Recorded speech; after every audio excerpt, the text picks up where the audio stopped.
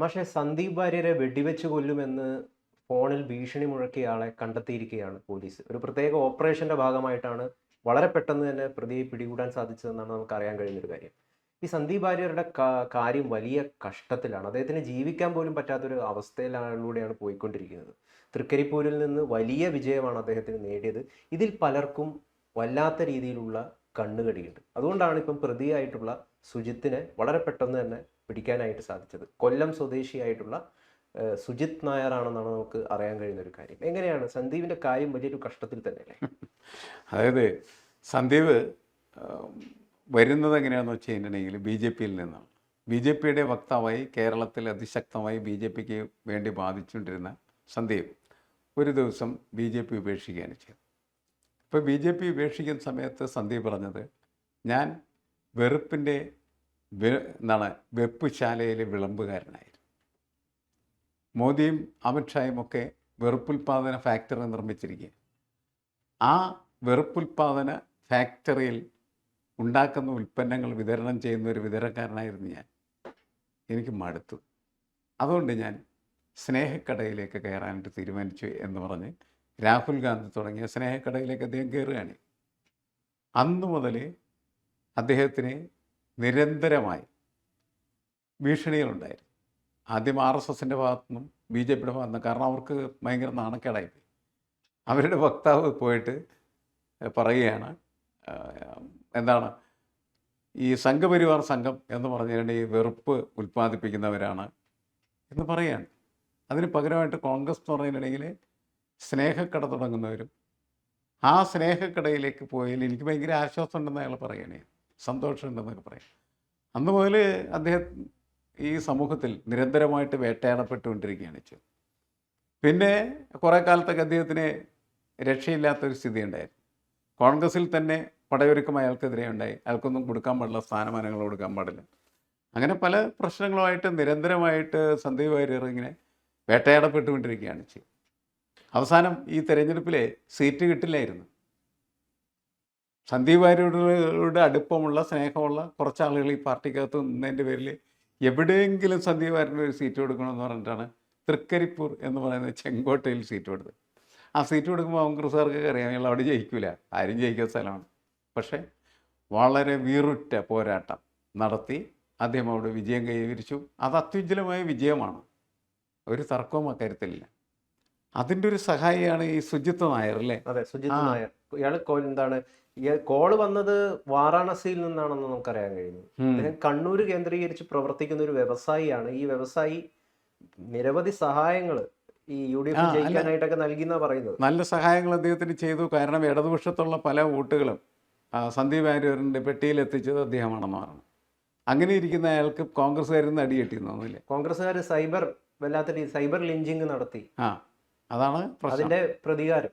അതിൻ്റെ പ്രതികാരമാണ് വെടിവെച്ച് കൊല്ലുമെന്ന് പ്രഖ്യാപിച്ചത്. കാരണം എന്ന് വെച്ചാൽ നിനക്ക് വേണ്ടി ഞാൻ ഇത്രമാത്രം സഹായങ്ങളൊക്കെ ചെയ്തിട്ട് നിൻ്റെ കൂലി ഗുണ്ടകളെ എന്നെ ശരിപ്പെടുത്താൻ വരുന്നു, അതുകൊണ്ട് നിന്നെ വെടിവെച്ച് കൊല്ലും എന്ന് അയാൾ പ്രഖ്യാപിച്ചു എന്നുള്ളതാണ് നമ്മൾ മനസ്സിലാക്കുന്നത്. എന്തായാലും രസകരമായൊരു ഒരു ഒരു കാര്യമാണ്.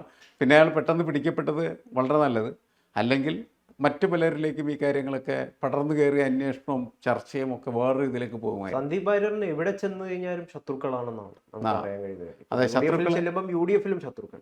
അതെ, യു ഡി എഫിൽ വലിയ ശത്രുക്കൾ ഉണ്ടായിട്ടാണ് അദ്ദേഹത്തിന് സ്ഥാനമാനങ്ങൾ കൊടുക്കാനായിട്ട് സമ്മതിക്കായിരുന്നത്. തൃക്കരിപ്പൂരിലാണ്ട് മറ്റൊരു സ്ഥലം മത്സരിക്കാൻ അയാൾക്ക് കൊടുക്കുമായിരുന്നില്ല. കാരണം എന്ന് വെച്ചാൽ അവിടെ മത്സരിച്ചവൻ ജയിച്ചു പോകുമല്ലോ എന്നായിരുന്നു. തൃക്കരിപ്പൂർ എങ്ങനെ ജയിക്കുമെന്ന് കോൺഗ്രസ്സുകാർ സ്വപ്നത്തിൽ പോലും വിചാരിച്ചിട്ടില്ല. സന്ദീപ് വാര്യർക്ക് മാത്രമാണ് അതിനുള്ള ആത്മവിശ്വാസം ഉണ്ടാകുകയും അയാളോട് പോയി കസറിനായിട്ട് മത്സരം നടത്തുകയും ചെയ്തു. അങ്ങനെ അയാൾ ജയിച്ചു. പക്ഷേ ഈ ഒരു ജയത്തിന് ഉണ്ടല്ലോ, അത് ശരിക്കും പറഞ്ഞു കഴിഞ്ഞാൽ നമ്മൾ നോക്കിക്കാണേണ്ടത്, അതായത് അദ്ദേഹം പാർട്ടി വിട്ടിട്ട് വരുമ്പോൾ വല്ലാത്ത രീതിയിൽ ആക്രമിക്കപ്പെട്ടിട്ടുണ്ടായി. അതായത് എങ്ങനെയാണ് ഒരാൾക്ക് ഒരു മാസം മുമ്പ് വരെ അല്ലെങ്കിൽ ഒരാഴ്ച മുമ്പ് വരെ പറഞ്ഞ നിലപാടുകളെയൊക്കെ തള്ളി മാറ്റി പെട്ടെന്ന് വളരെ മറ്റൊരു നിലപാടെടുക്കാൻ പറ്റുക എന്ന് പറയുന്നത്, അതിനെ എങ്ങനെ മുസ്ലിം ലീഗിനടക്കം സ്വീകരിക്കാൻ പറ്റി തുടങ്ങിയ രീതിയൊക്കെ ചർച്ചയാവുന്നുണ്ട്, ഇപ്പോഴും ചർച്ചയാവുന്നുണ്ട്. അല്ല, ഞാനത് കണ്ടത് ഇങ്ങനെയാണ്. സന്ദീപ് വാര്യർ കോൺഗ്രസ് ആയി കഴിഞ്ഞപ്പോൾ ആദ്യം ചെയ്തത് എന്താണ്? അദ്ദേഹം നേരിട്ട് തങ്ങളെ പോയി കാണുകയാണ്. അതെന്നെ അത്ഭുതപ്പെടുത്തുന്ന ഒരു കാര്യമാണ്. അതുവരെ മുസ്ലിം വിരുദ്ധ രാഷ്ട്രീയത്തിൻ്റെ തീക്കൊള്ളിയായി കത്തി നിന്ന ഒരാളായിരുന്നു സന്ദീപ് വാര്യർ. മുസ്ലിം എന്ന് പറഞ്ഞാൽ അത്രമാത്രം വെറുപ്പാണ് മുസ്ലിങ്ങൾക്കെതിരെ അദ്ദേഹം തുപ്പിക്കൊണ്ടിരുന്നത്. ശരിക്കും പറഞ്ഞു തീ തുപ്പുന്നത് പോലെ വെറുപ്പ് തുപ്പുന്നതായിട്ടുള്ള ഒരു ഉപകരണമായിട്ട് ബി ജെ പിയുടെ ഉപകരണമായിട്ട് മാറിയിരിക്കുകയായിരുന്നു. അപ്പം അങ്ങനെ മാറിയ ഒരാൾ പെട്ടെന്ന് പോയിട്ട് തങ്ങളുടെ കാൽ പിടിക്കുന്ന കാഴ്ച കണ്ടപ്പോൾ ഞാൻ അത്ഭുതപ്പെട്ടു പോയി. പിന്നെയാണ് എനിക്ക് മനസ്സിലായത്, ഈ യു ഡി എഫിലേക്ക് ആര് വന്നു കഴിഞ്ഞാലും അവരെല്ലാം പോയി തങ്ങളെ കാണുകയും തങ്ങളുടെ കാല് പിടിക്കുകയും ചെയ്യേണ്ടത് ആവശ്യമാണ് എന്ന് തെളിയിക്കപ്പെട്ടതായിരുന്നു കഴിഞ്ഞ തെരഞ്ഞെടുപ്പ് കാലം എന്ന് പറയുന്നത്. മുസ്ലിം ലീഗ് അതിന് ഉള്ള കോൺഫിഡൻസ് അവർക്ക് കൊടുത്തിരുന്നു. നീ കാല് പിടിച്ചോളൂ, നിന്നെ ജയിപ്പിക്കുന്നവരെ ഞങ്ങളെ ഏറ്റെന്നാണ്. തൃക്കരിപ്പൂരിൽ ഈ സന്ദീപ് വാര്യരെ ജയിപ്പിക്കുന്നതിന് വേണ്ടിയിട്ട് വിയർപ്പൊഴുക്കിയത് ആരാണ് എന്ന് വെച്ചാൽ മുസ്ലിം ലീഗാണ്. അപ്പോൾ മുസ്ലിം ലീഗ് അത്ര ശക്തമായിട്ട് സന്ദീപ് വാര്യർക്ക് വേണ്ടിയിട്ട് പോരാടാൻ തയ്യാറായത് സന്ദീപ് വാര്യർ എന്ത് ചെയ്തു? അദ്ദേഹം സാഷ്ടാംഗം വീണു. ശരിക്കും പറഞ്ഞതിനിടയിൽ തങ്ങളുടെ മുമ്പിൽ നേരത്തെ പറഞ്ഞ എല്ലാ ചീത്തകൾക്കും എല്ലാ വെറുപ്പ് വാക്കുകൾക്കും മാപ്പ് മാപ്പ് മാപ്പ് അതവർ ഹൃദയത്തിൽ ഏറ്റെടുത്തു എന്നാണ് ഞാൻ മനസ്സിലാക്കി. അതുകൊണ്ടാണ് ആത്മാർത്ഥമായിട്ട് സന്ദീപ് വാര്യർക്ക് വേണ്ടിയിട്ട് അവർ പ്രവർത്തിക്കാനായിട്ട് തയ്യാറായത്. അങ്ങനെ പ്രവർത്തിക്കാൻ മധ്യം വിജയം നേടുകയും ചെയ്തു. എന്നിട്ട് നോക്കൂ, ഇതിനിടയ്ക്ക് വലിയ തമാശ ഉണ്ടായത് ഗൗതം ശ്രദ്ധിച്ചില്ലേ? എന്തായിരുന്നത്? തെരഞ്ഞെടുപ്പിൽ 102 സീറ്റുമായിട്ട് UDF ജയിച്ചതിന് ശേഷം പിന്നെ മുഖ്യമന്ത്രിയെ തീരുമാനിക്കാനായിട്ടുള്ള ചർച്ചകളൊക്കെ നടന്നു. ആ ചർച്ചകൾ നടന്ന സമയത്ത് കോൺഗ്രസിൻ്റെ 2 പ്രമുഖരായിട്ടുള്ള നേതാക്കൾ കേരളത്തിൽ നിന്ന് ഇവരൊക്കെ ഇൻ്റർവ്യൂ ചെയ്തു. ആ ഇൻ്റർവ്യൂവിൻ്റെ ലിസ്റ്റ് എന്ത് ചെയ്തു? ലീക്കൗട്ട് ചെയ്തപ്പോൾ സന്ദീപ് വാര്യർ KC വേണമല്ലോ സഹായിക്കും. ഉടനെ തന്നെ മുസ്ലിങ്ങളെ കൂടി പറഞ്ഞ്, നീ ഞങ്ങളുടെ വേണ്ട, നീ ഒറ്റയാരനാണ്, നിനക്ക് സ്വീകരണമില്ല ഇവിടെ പോടാ എന്ന്. അതൊക്കെ നമ്മൾ കേട്ടല്ലേ? പാവം സന്ദീപ് വാര്യർ എവിടെ നിന്നൊക്കെയാണ് അടികൊള്ളുന്നത്. എന്തായാലും സന്ദീപിന്റെ കാര്യം വലിയൊരു കഷ്ടത്തിൽ. അദ്ദേഹം ഇപ്പോൾ ഒരു വലിയ രീതിയിലുള്ള സംരക്ഷണം, പ്രൊട്ടക്ഷനൊക്കെ ചുറ്റുവട്ടത്തും എടുക്കേണ്ട ആവശ്യമുണ്ട്. ശരിക്കും ക്യാരക്ടർ പ്രൊട്ടക്ഷന് അദ്ദേഹം യോഗ്യനാണ്. കാരണം ഈ ഒറ്റ കാര്യം മതി, ഒരാൾ വെടിവെച്ച് കൊല്ലുമെന്ന് പ്രഖ്യാപിച്ചിരിക്കുന്നു. അതായത് കോൺഗ്രസിലെ മറ്റൊരു MLA-ക്കും UDF മറ്റൊരു MLA-ക്കും ഇല്ലാത്ത രീതിയിലുള്ള ഭീഷണികളാണ് സന്ദീപിന് നേരെ വരുന്നത്.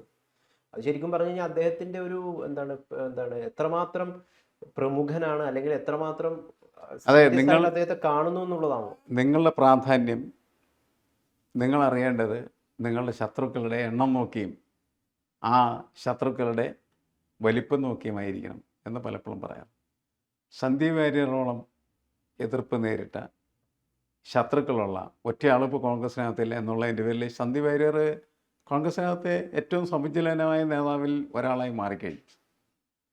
അദ്ദേഹത്തിന് MLA ആയിട്ട് ജയിക്കാൻ പറ്റി, അവിടെ നിന്ന് ജയിക്കാൻ പറ്റി. അത് BJPക്ക് കിട്ടിയ വലിയൊരു അടി തന്നെയല്ലേ? അല്ല, BJPയുടെ മുഖത്ത് അദ്ദേഹം കരണത്തടിച്ചതിന് സമാനമായിട്ടുള്ള ഒരു പ്രതികാരമാണ് യഥാർത്ഥ കാണിച്ചത്. നിയമസഭയിൽ സത്യപ്രതിജ്ഞ കഴിഞ്ഞതിന് ശേഷം അദ്ദേഹം നേരിട്ട് പോയിട്ട് ആരെയാണ് കണ്ടത്? BJPയുടെ പ്രസിഡന്റിനെ കണ്ട് കൈ കൊടുത്ത്. യെസ്, ആ കൈ കൊടുക്കലൊക്കെ എന്ന് പറഞ്ഞിട്ടുണ്ടെങ്കിൽ കണ്ടോളൂ, എൻ്റെ പ്രകടനം കണ്ടില്ലേ, ഞാനിങ്ങനെ അതിനകത്ത് നിന്നിരുന്ന് ജയിക്കാൻ പറ്റില്ല, ഒരിക്കലും ജയിക്കാൻ പറ്റില്ല. കേരള നിയമസഭയിലേക്ക് ഈ സന്ദീപ് വാര്യർ എന്ന് പറയുന്ന പ്രതിഭാസത്തിന് കടന്നു വരാൻ പറ്റില്ലായിരുന്നു. കടന്നു വരാൻ പറ്റിയത് എന്തുകൊണ്ട് എന്ന് ചോദിച്ചാൽ ഇങ്ങനെ കാലുമാറി അപ്പുറത്ത് പോയതിൻ്റെ പേരിൽ മാത്രമാണ്. അപ്പോൾ നേരത്തെ ഗൗതം ചോദിച്ചു, ഇന്ന് വരെയും പറഞ്ഞിരുന്ന കാര്യങ്ങളൊക്കെ നാളെ മാറ്റി പറയുന്ന ഒരു ബുദ്ധിമുട്ടുമില്ല എന്ന് സന്ദീപ് വാര്യർ തെളിയിച്ചു കഴിഞ്ഞ കാര്യമാണ്. തീർച്ചയായിട്ടും. എന്തായാലും കേരളത്തിലെ ആഭ്യന്തര വകുപ്പിന് ശരിക്കും അഭിനന്ദനം നമ്മൾ നൽകുന്നു. കാരണം കഴിഞ്ഞ ദിവസം വൈകിട്ടാണ് ഒരു പരിപാടിക്ക് നിന്ന് പുറത്തേക്ക് വരുമ്പോഴാണ് ഫോണിൽ ഒരു 6 മണി 6:30 വൈകിട്ട് ഇത്തരത്തിലൊരു വെടിവെച്ച് കൊല്ലും സന്ദീപ് എന്ന് പറഞ്ഞിട്ടൊരു ഭീഷണി വന്നത്. അപ്പം ഇത്രയേ ആയിട്ടുള്ളൂ. വളരെ പെട്ടെന്ന് തന്നെ പ്രതിയെ പിടിക്കാൻ പറ്റിയെന്ന് പറയുന്നത് അഭിനന്ദാർഹമായിട്ടുള്ളൊരു കാര്യമാണ്. കേരളത്തിലെ പോലീസ് നന്നാവുകയാണ്. പിണറായി വിജയൻ്റെ കയ്യിൽ നിന്ന് രമേശ് ചെന്നിത്തലയുടെ കയ്യിലേക്ക് പോലീസ് വകുപ്പ് മാറിയോടി പോലീസ് വകുപ്പ് ശ്ലാഘനീയമായിട്ടുള്ള രീതിയിലാണ് പ്രവർത്തിക്കാൻ പോകണം. അങ്ങനെ വേണം കരുതാൻ. തീർച്ചയായിട്ടും സന്ദീപ് വാര്യരെങ്കിലും അതിനുള്ള ഒരു സ്മാരകമായി മാറി തീർന്നിരിക്കും.